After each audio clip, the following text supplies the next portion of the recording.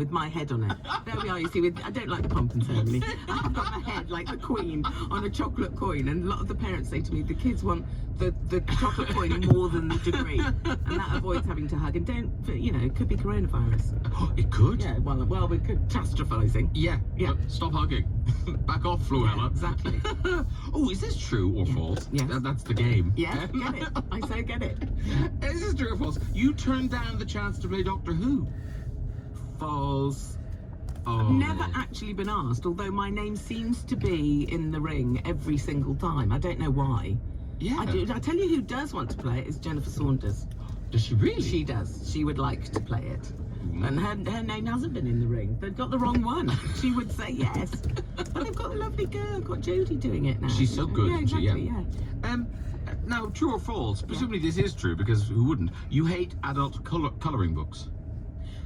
Yes, that is true. Yes. Yeah, but doesn't everyone hate adult colouring books? Well, not all the millions of people that buy them.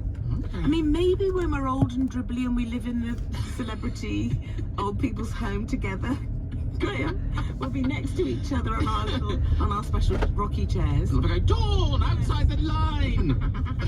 I can imagine colouring then would be quite good, but now, really, there's other stuff to do. Yeah. Now, this is very controversial. True or false? Although Cornwall is your home now, you were born in Wales. True! Because my dad was in the RAF, so he, you know, moved around a lot, and he happened to be stationed in Holyhead, which is where I think that our lovely prince did his training. RAF Valley.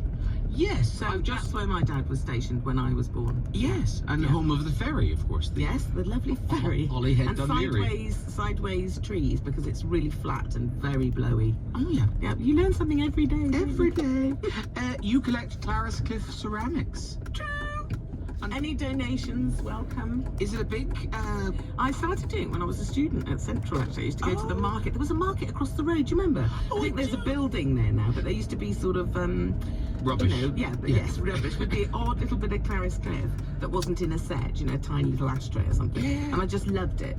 So then, as I got older, and when I married Len, I thought, rather than having ill-chosen presents, what I'll do is I'll just mark up things. I know it's not very romantic, I know, but I'll just mark up in you know, Sotheby's auction room catalogue.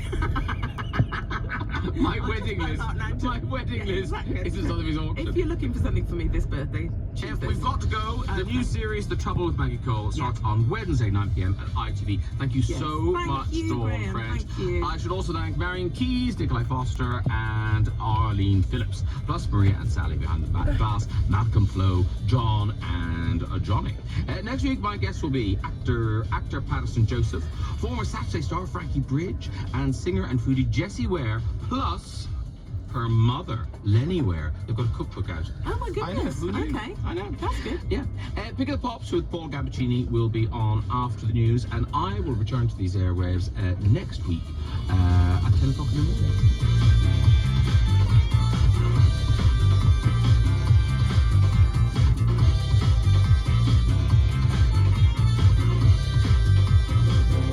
I'm Graham Norton, and this is Radio 2 on the BBC Sounds app, on your smart speaker, and on 88.21 FM.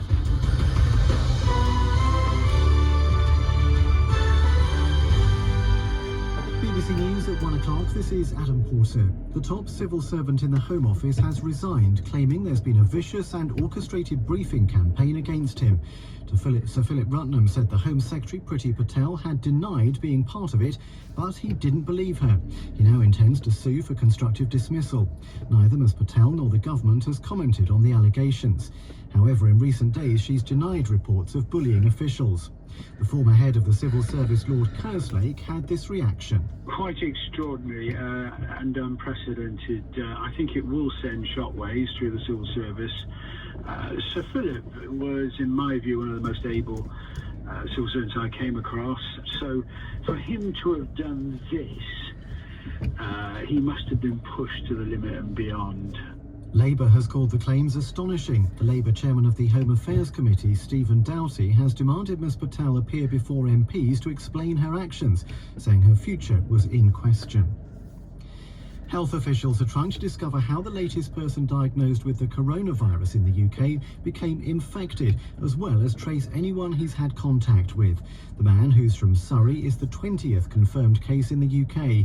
He's being treated at a specialist NHS infection centre in London. The Turkish President Recep Tayyip Erdogan says thousands of migrants have crossed into Europe after he opened the country's borders for them. He said it was because Turkey could no longer cope with the number of refugees coming from Syria. There have been clashes between migrants and riot police on the Greek border. But President Erdogan was unrepentant. Ne yaptık? Kapıları açtık. What did we do yesterday? We opened the doors. And right now, as of this morning, approximately 18,000 have forced their way through the gates. And before the day is out, the figure could reach 25 to 30,000. And we will not close these doors from now on. This will continue.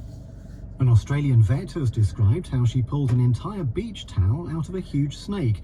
Monty, a jungle carpet python, had mistaken it for food.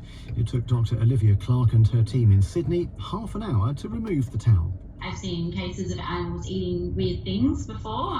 It's pretty common to see, but never have I seen or even heard of a snake eating a towel. We all cheered at the end. We were all really happy. It was an amazing feeling because, you don't go to work thinking that, okay, today I'm going to pull an entire beach towel out of an animal's stomach. Dr. Clark says Monty has now made a full recovery.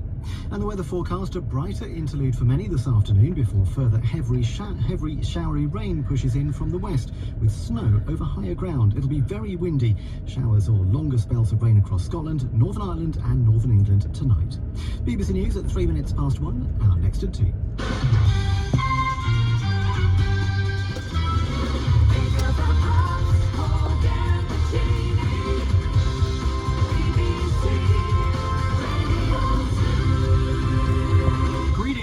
Pickers, Saturday is our day for Pick of the Pops on BBC Radio 2.